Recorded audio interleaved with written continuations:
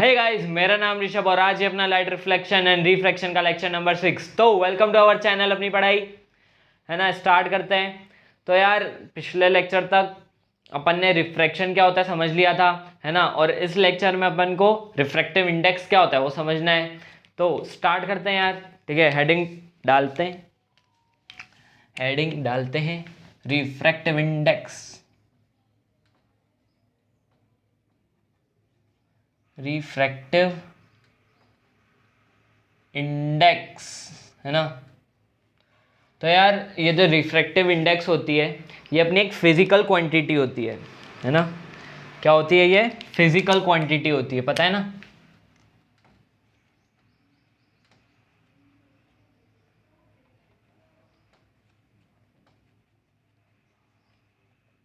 ठीक है,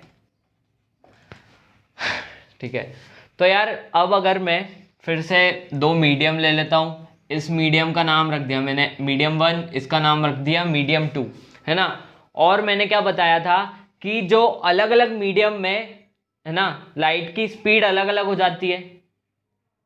अलग अलग मीडियम में लाइट की स्पीड अलग अलग हो जाती है, जब भी तो रिफ्रैक्शन होता है। रिफ्रैक्शन का मेन कारण ये होता है ना। तो यहाँ पे मैं लाइट की स्पीड v1 मान लूँ और यहाँ पे मैं लाइट की स्पीड v2 मान लूँ, बिल्कुल मान सकता हूँ, है ना।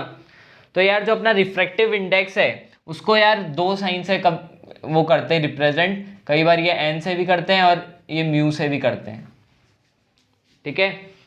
तो यार जो अपना रिफ्रैक्टिव इंडेक्स होता है वो यार किसी के रिस्पेक्ट में लिया जाता है। थोड़ा समझ आ रहा है कैसे? अगर मैं एग्जांपल लूं तो यार ऐसा समझ लो तुम्हारा कोई 2 साल बड़ा भाई है, ठीक है। तो तुम उससे 2 साल छोटे हो, इसका मतलब क्या? तुम उसके रिस्पेक्ट में 2 साल छोटे हो, है ना। या कोई तुम्हारा छोटा भाई या बहन है, तुम उससे 3-4 साल बड़े हो, 4 साल बड़े हो, ठीक है। तो तुम उसके रिस्पेक्ट में 4 साल बड़े हो, है ना। ऐसे तुम्हारी एज कुछ भी हो पर तुम उसके रिस्पेक्ट में 4 साल बड़े हो। समझ आ रहा है? तो जो रिफ्रैक्टिव इंडेक्स होता है वो भी अपन किसी के रिस्पेक्ट में लेते हैं, है ना। तो यार अगर मैं रिफ्रैक्टिव, मैंने इसको भी 1 ले लिया, बहुत बढ़िया। अगर मैं रिफ्रैक्टिव इंडेक्स निकालना चाहता हूं सेकंड मीडियम का विद रिस्पेक्ट टू 1, तो मैं कैसे लिखूंगा रिफ्रैक्टिव इंडेक्स? एन को रिफ्रैक्टिव इंडेक्स बोलते हैं ना। Refractive index of medium 2 with respect to 1 equals to क्या होता है? इक्वल्स टू होता है स्पीड ऑफ लाइट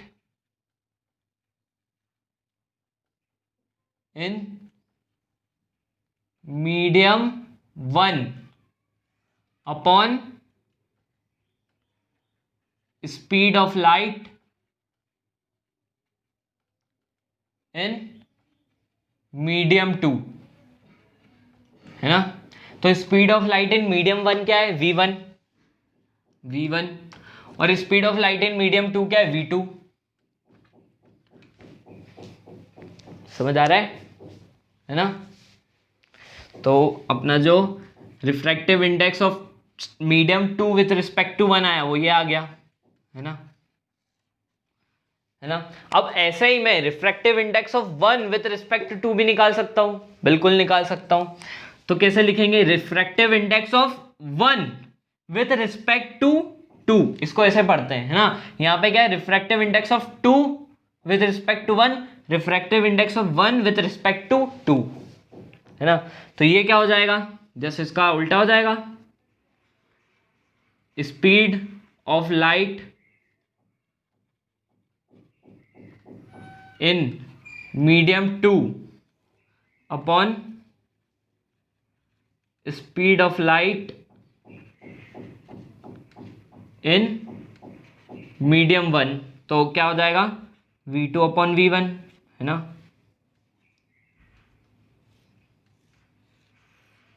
ये अपना रिफ्रैक्टिव इंडेक्स होता है ना। ये अपना रिफ्रैक्टिव इंडेक्स होता है। ये जो है ना, refractive index of 1 with respect to 2 लिखा है equals to v2 by v1। Refractive index of 2 with respect to 1 equals to v1 by v2, है ना। अब आगे और चीज़ें देखेंगे इसमें। ये मतलब ये अभी इतना काम का नहीं है ना। अपन कोई काम की चीज़ इससे बनाते हैं, है ना। तो यार अब अब रिफ्रैक्टिव इंडेक्स यार ऐसा तो नहीं कि एक जगह अलग हो, दूसरी जगह कोई अलग ही कैलकुलेट कर रहा है, ठीक है। मतलब इंडिया के साइंटिस्ट ने मीडियम 1 मतलब जिसके भी रिस्पेक्ट में निकाल रहे हैं वो ग्लास ले लिया, ठीक है, और कई और कोई देश के साइंटिस्ट ने किसी के जिसके भी रिस्पेक्ट में ले रहे हैं उसको वाटर ले लिया, ठीक है। एक तरीके से एग्जाम्पल लूँ तो यूं समझ लो कि तुम्हारी मम्मी ने बोल दिया तुम तुम्हारे भाई से 2 साल छोटे, और तुम्हारे पापा ने बोल दिया तुम तुम्हारी बहन से 4 साल बड़े हो, ठीक है। तो ये अलग अलग क्वांटिटी होगी ना मेजरमेंट की, पर हमको तो एक ही स्टैंडर्ड कुछ चाहिए, है ना, है ना। हमको तो कोई एक ही स्टैंडर्ड चाहिए, या तो दोनों यही बोलो कि तुम तुम्हारे बड़े भाई बहन से इतने छोटे हो, है ना, या छोटे भाई बहन से इतना बोलो, दोनों कोई एक ही चीज बोलो, ठीक है। तो यार अब स्टैंडर्ड बनाना था, है ना, स्टैंडर्ड बनाना था। तो अपन ने स्टैंडर्ड बनाने के लिए क्या किया, जो अपना जिसके भी रिस्पेक्ट में अपन ये निकाल रहे हैं, है ना, refractive index of 2 with respect to 1, है ना, जिसके भी रिस्पेक्ट में निकाल रहे हैं उसको अपन ने वैक्यूम ही ले लिया। वैक्यूम मतलब जहाँ हवा नहीं हो, कोई मीडियम ही नहीं है ना, वैक्यूम ले लिया अपन ने उसको, ठीक है। तो उसके लिए भी निकालते हैं अपन, है ना। जब अपन ने उसको वैक्यूम लिया तो उस रिफ्रैक्टिव इंडेक्स को क्या बोलते हैं, एब्सोल्यूट रिफ्रैक्टिव इंडेक्स, है ना, एब्सोल्यूट रिफ्रैक्टिव इंडेक्स। और बुक में हर जगह उसको रिफ्रैक्टिव इंडेक्स ही लिख देंगे, ठीक है ना, absolute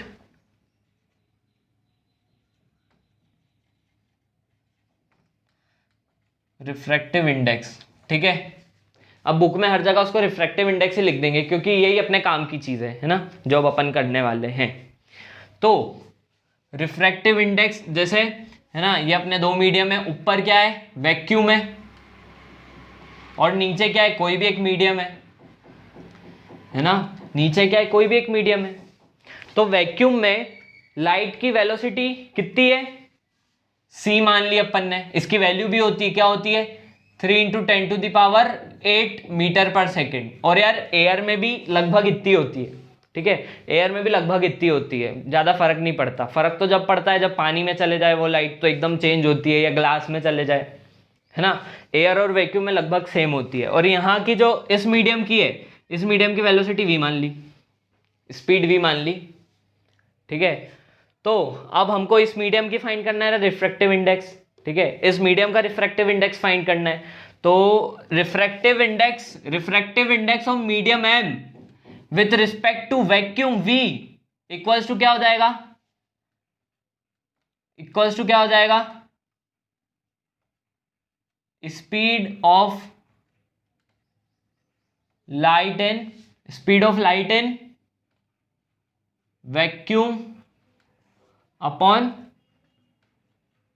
speed of light in medium, जो भी मीडियम है अपन ने पास, ठीक है। तो speed of light in vacuum क्या है c है, speed of light in medium क्या है v है, ठीक है। और अपन बार बार यार यहाँ पे refractive index of medium m with respect to v नहीं लिखते, ठीक है। मतलब अगर यहाँ पे अपन ने ऐसा लिख दिया ना, ऐसा मिल गया अपन को, बस अपन ने v नहीं लिखा तो भी अपन को समझ आ जाता है, और ऐसे ही लिखते हैं, ठीक है, वो तो समझाने के लिए लिखा है ना। एब्सोल्यूट रिफ्रैक्टिव इंडेक्स में अपन ये v नहीं लिखते, अपन इसको ऐसे ही लिख देते हैं। अगर ऐसा लिखा है मतलब समझ आ गया कि वो विथ रिस्पेक्ट टू वैक्यूम है, ठीक है, बस और क्या। तो ये अपना फॉर्मूला आ गया, है ना, ये अपना फॉर्मूला आ गया, क्या आया, refractive index of medium m with respect to vacuum, है ना, इक्वल्स टू c/v, या इसको नॉर्मल बोल लोगे refractive index of medium m, ठीक है, वैक्यूम भी बोलने की जरूरत नहीं है ना। तो ये आ गया अपना। अब यार अपन कुछ चीज़ें देखते हैं, है ना, इसी में कुछ चीज़ें देखते हैं, ठीक है। तो यार अलग अलग मीडियम में ये जो अपनी वेलोसिटी है ये अलग अलग होगी, है ना। वाटर में कुछ अलग होगी, ग्लास में कुछ अलग होगी, केरोसिन में कुछ अलग होगी, डायमंड में कुछ अलग होगी, ठीक है। ऐसे जितने भी बन सकते हैं उन सब में कुछ अलग ही होगी, पर ये तो हमेशा सेम रहेगी ना, ये जो है ये तो हमेशा 3 × 10⁸ रहेगा, 8 मीटर पर सेकेंड, है ना। तो क्या मैं बोल सकता हूँ कि जो अपना रिफ्रैक्टिव इंडेक्स है वो इन्वर्सली प्रोपोर्शनल है 1/v के, इन्वर्सली प्रोपोर्शनल है v के, बोल सकता हूँ, है ना। इसका मतलब क्या, अगर रिफ्रैक्टिव इंडेक्स ज्यादा तो उस मीडियम में लाइट की स्पीड कम। समझ आ रहा है? अगर रिफ्रैक्टिव इंडेक्स ज्यादा है यानी उस मीडियम में लाइट की स्पीड कम है। सिंपल है। अगर रिफ्रैक्टिव इंडेक्स कम है तो उस मीडियम में लाइट की स्पीड ज्यादा है? अगर मैं तुमको बोल दूं कि एक रिफ्रैक्टिव इंडेक्स है ना 1 है और एक रिफ्रैक्टिव इंडेक्स 2 है ना, तो बताओ कौन से वाले में लाइट की स्पीड ज्यादा होगी? कौन से वाले में लाइट की स्पीड ज्यादा होगी? बता देते हैं, है ना। जिसमें रिफ्रैक्टिव इंडेक्स इसमें कम है तो जिसमें कम उसमें स्पीड ज्यादा, और जिसमें ज्यादा उसमें स्पीड कम, है ना। तो इस वाले में लाइट की स्पीड ज्यादा होगी जिसका रिफ्रैक्टिव इंडेक्स 1 है ना। ठीक है, आ गया समझ हमको। और हाँ, म्यू से भी बताते हैं, ये ध्यान रखना, हो सकता है कहीं पे तुमको म्यू दे दे, है ना, कहीं पे म्यू लिखा आ जाए। अब एक और चीज यार, अपन ने पिछले लेक्चर में देखा था कि रिफ्रैक्टिव इंडेक्स नहीं, ये जो स्पीड होती है ये डेंसिटी पे भी डिपेंड करती है ना। जहाँ डेंसिटी ज्यादा होती है वहां पे स्पीड कम हो जाती है ना। जहाँ डेंसिटी ज्यादा होती है वहां पे स्पीड कम हो जाती है, और जहाँ डेंसिटी कम होती है वहां स्पीड ज्यादा हो जाती है, क्योंकि डेंसिटी कम होती है तो वहां से तेजी से निकल जाएगी, और डेंसिटी ज्यादा होती है तो वहां से इतनी तेजी से नहीं निकल पाएगी, है ना। बोल सकता हूं ना? बोल सकता हूं ना? इसका मतलब अपना जो v है वो इनवर्सली प्रोपोर्शनल है डेंसिटी के। बोल सकता हूं कि नहीं है ना। डेंसिटी ज्यादा तो वेलोसिटी कम, स्पीड कम, है ना, और डेंसिटी कम तो स्पीड ज्यादा। इजी है ना ये भी? ठीक है, तो क्या मैं ऐसा भी बोल सकता हूं कि density is inversely proportional to 1/v? बोल सकता हूं density is inversely proportional to 1/v, है ना। वही तो चीज लिख दी, ऊपर वाली लिखी है मैंने, ऊपर वाली चीज तो लिखी है नीचे, ये वाली चीज। डेंसिटी ज्यादा तो वेलोसिटी कम, स्पीड कम, है ना, और डेंसिटी कम तो स्पीड ज्यादा, वही चीज लिखी है। ठीक है, अब मैं इन दोनों को कंपेयर करके बोल सकता हूं कि n is directly proportional to density. ठीक है, refractive index is directly proportional to density. किसी चीज की डेंसिटी जितनी ज्यादा होगी, है ना, उसका रिफ्रैक्टिव इंडेक्स उतना ज्यादा होगा। बोल सकता हूं किसी चीज की रिफ्रैक्टिव इंडेक्स जितना ज्यादा होगा उसकी डेंसिटी भी उतनी ज्यादा होगी, और उसकी रिफ्रैक्टिव इंडेक्स जितना कम होगा तो उसकी डेंसिटी भी उतनी कम होगी, है ना। पर यहाँ एक कमाल की बात है। हाँ, कमाल की बात क्या है कि ये जो डेंसिटी तुम समझ रहे हो, हाँ, ये डेंसिटी जो तुम समझ रहे हो मास अपॉन वॉल्यूम वाली, है ना, ये जो तुम मास अपॉन वॉल्यूम वाली डेंसिटी समझ रहे हो वो ये है ही नहीं, वो ये डेंसिटी है ही नहीं। ठीक है, वो ये डेंसिटी है ही नहीं। क्यों? अभी अपन एक एग्जांपल भी देखते हैं। ठीक है, ये कौन सी डेंसिटी है? ये ऑप्टिकल डेंसिटी है,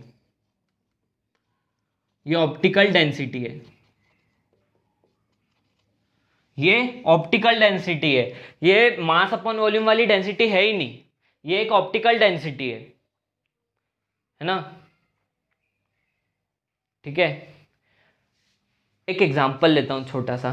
ठीक है, एक एग्जांपल लेता हूँ। मैंने एक तरफ ले लिया यार एयर, है ना, और ग्लास,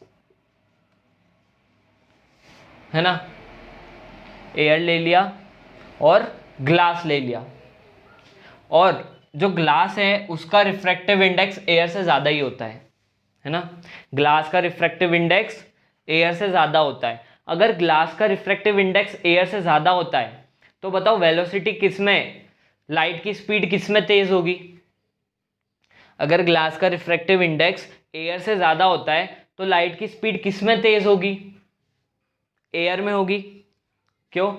ग्लास का रिफ्रैक्टिव इंडेक्स ज़्यादा है ना, तो जिसका रिफ्रैक्टिव इंडेक्स ज़्यादा उसमें स्पीड कम, जिसका रिफ्रैक्टिव इंडेक्स ज़्यादा उसमें स्पीड कम, और जिसका रिफ्रैक्टिव इंडेक्स कम उसमें स्पीड ज़्यादा, है ना, इन्वर्सली प्रोपोर्शनल है ना, इन्वर्सली प्रोपोर्शनल में यही होता है ना, इसका रिफ्रैक्टिव इंडेक्स ज़्यादा तो इसकी स्पीड कम, इसका रिफ्रैक्टिव इंडेक्स कम तो इसकी स्पीड ज़्यादा, है ना। तो एयर में रिफ्रैक्टिव इंडेक्स ग्लास से कम है तो इसकी जो वेलोसिटी होगी वो ज़्यादा होगी, और ग्लास की जो स्पीड होगी वो कम होगी, है ना, ग्लास की स्पीड कम होगी। ठीक है, एक क्वेश्चन हो गया ये एक तरीके से। अब अगर यार तुम अपने बोलो कि नहीं यार ऑप्टिकल डेंसिटी के अलावा हम इससे भी सही निकाल लेंगे आंसर, ठीक है, मास अपन वॉल्यूम वाले से भी हमारा आंसर सही आ जाएगा, है ना, तो एक बार मास अपन वॉल्यूम वाला करके देख लेते हैं यहाँ पे, ठीक है, देखते सही आता है कि नहीं, है ना।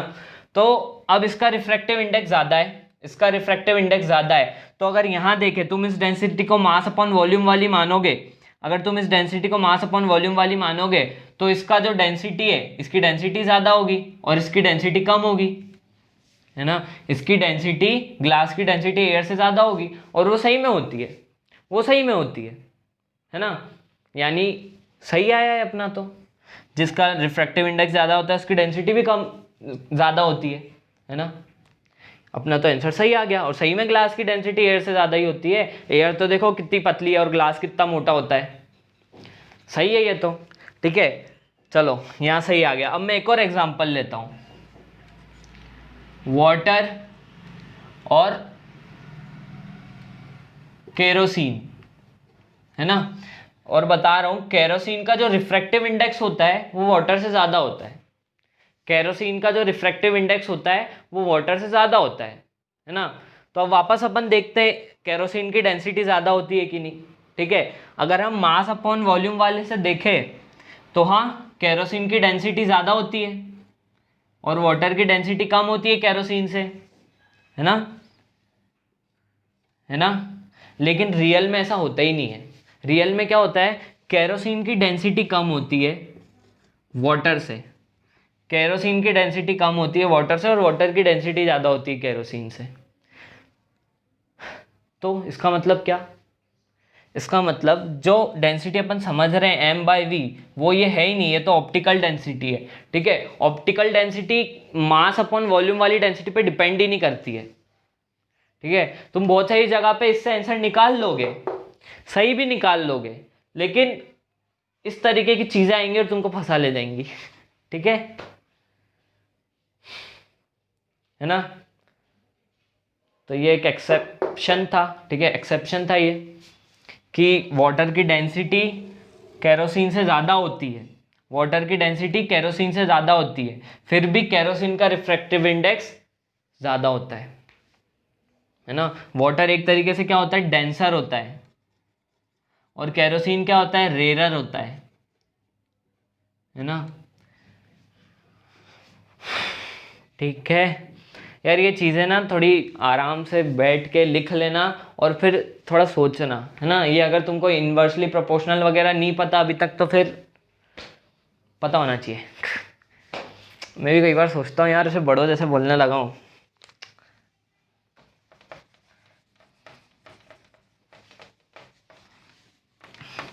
अजीब फील आता है, ठीक है।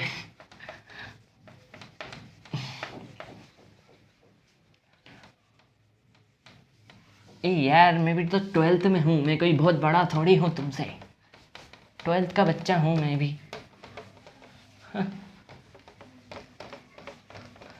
है ना।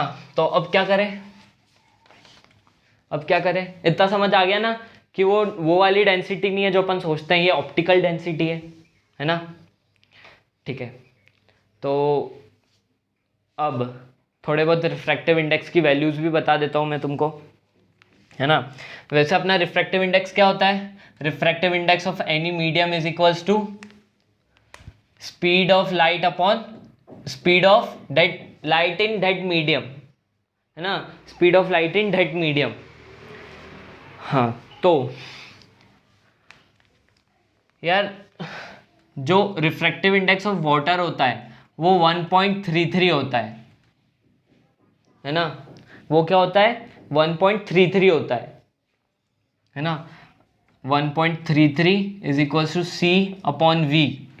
तो क्या तुम यहाँ से speed of light in water निकाल सकते हो? क्या तुम यहाँ से speed of light in water निकाल सकते हो? यहाँ पे डॉट बना लो, ये चीज़ याद कर लेना, ठीक है।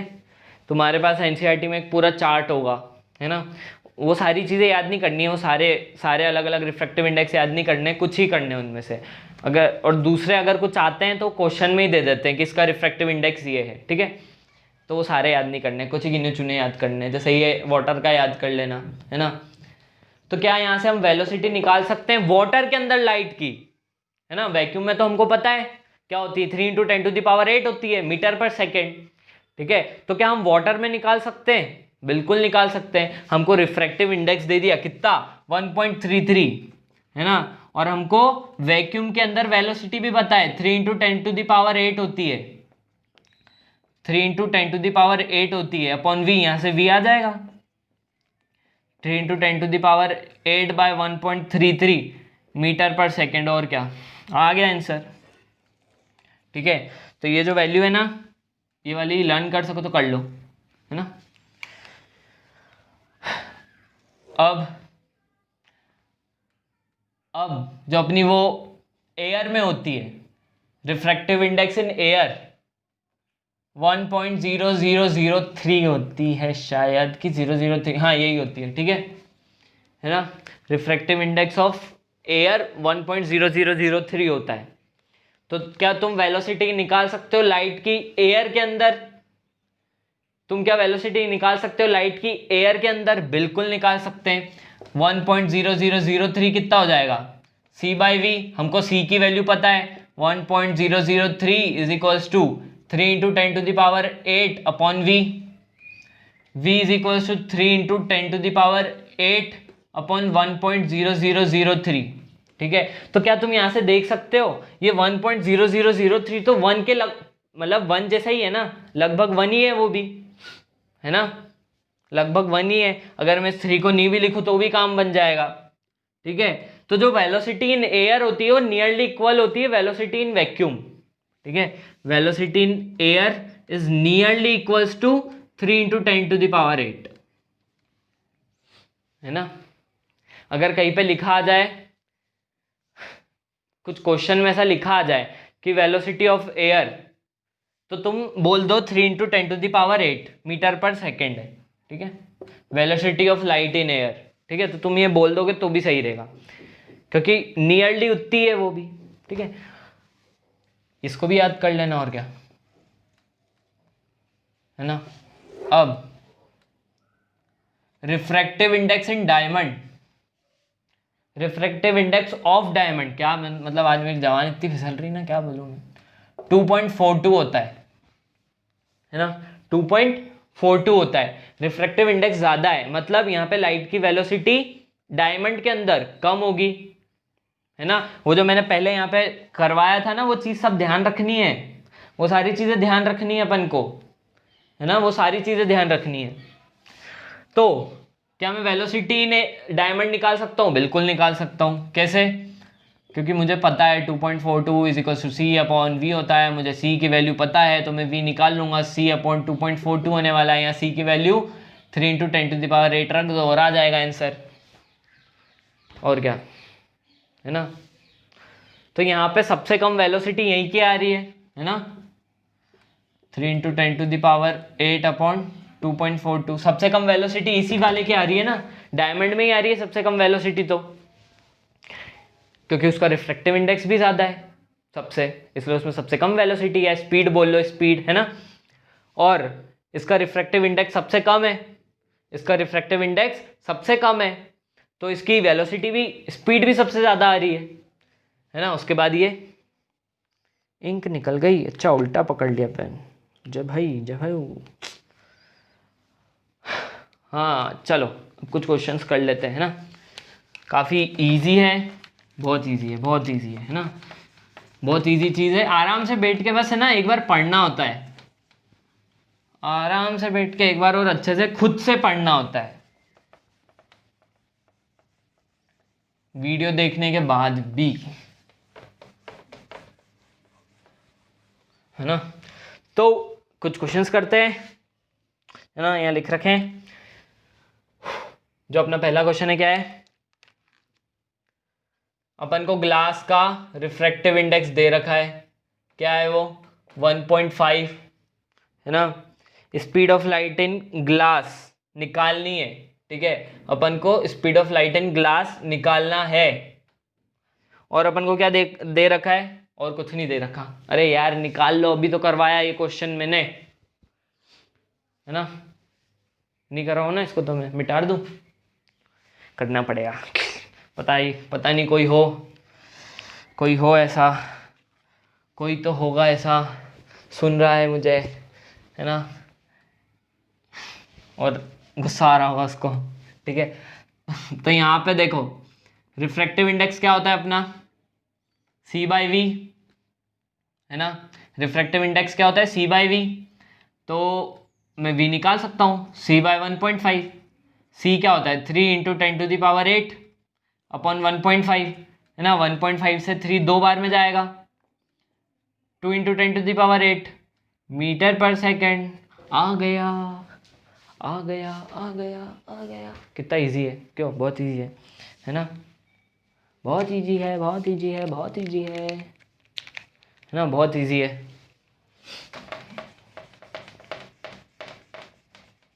और यार ज़्यादा क्वेश्चन नहीं बनते इसमें, ऐसे ही क्वेश्चन बनते हैं, ठीक है, इसमें ऐसे ही क्वेश्चन बनते हैं। एक और क्वेश्चन बता दो, का आंसर बता दो। अगर तुमसे पूछ ले यार कि ऑप्टिकल डेंसिटी किस में ज़्यादा होगी, तो तुम बता दोगे? हाँ, ऑप्टिकल डेंसिटी किस में ज़्यादा होगी तो तुम बता दोगे? जिसका रिफ्रैक्टिव इंडेक्स सबसे ज़्यादा होगा उसकी ऑप्टिकल डेंसिटी भी ज़्यादा होगी, है ना, क्योंकि वहाँ से लाइट बहुत धीरे निकलेगी, इसलिए उसकी ऑप्टिकल डेंसिटी ज़्यादा होगी, है ना। और जिसका रिफ्रैक्टिव इंडेक्स बहुत कम होगा उसकी ऑप्टिकल डेंसिटी भी बहुत कम होगी, है ना। क्वेश्चन ऐसे पूछ लेते हैं कि बता दो यार कि ऑप्टिकल डेंसिटी किसकी ज़्यादा है और किसकी कम है, और रिफ्रैक्टिव इंडेक्स दे देंगे सबके, है ना। तो तुम बता दोगे जिसकी सबसे कम होगी रिफ्रैक्टिव इंडेक्स उसकी ऑप्टिकल डेंसिटी भी सबसे कम होगी, और जिसका सबसे ज़्यादा होगा रिफ्रैक्टिव इंडेक्स उसकी ऑप्टिकल डेंसिटी भी सबसे ज़्यादा होगी। और क्या, सिंपल है ना, सिंपल है ना, है ना। तो एक बार बता दो, वाटर का रिफ्रैक्टिव इंडेक्स ज़्यादा होगा कि केरोसिन का? वाटर का रिफ्रैक्टिव इंडेक्स ज़्यादा है कि केरोसिन का? वाटर की ऑप्टिकल डेंसिटी ज़्यादा है कि केरोसिन की? दोनों का एक ही आंसर है, सब केरोसिन का ज़्यादा है ना। पहले ही बताया था, अभी कुछ देर पहले बताया था ना, है ना, केरोसिन, ठीक है ना। तो अभी एक टॉपिक और बचा है, नहीं मजाक कर रहा हूँ, काफ़ी छोटा सा था आज का, है ना। ख़त्म करते हैं लेक्चर, और बाय बाय, प्रैक्टिस करते रहो, और थैंक यू फॉर वॉचिंग।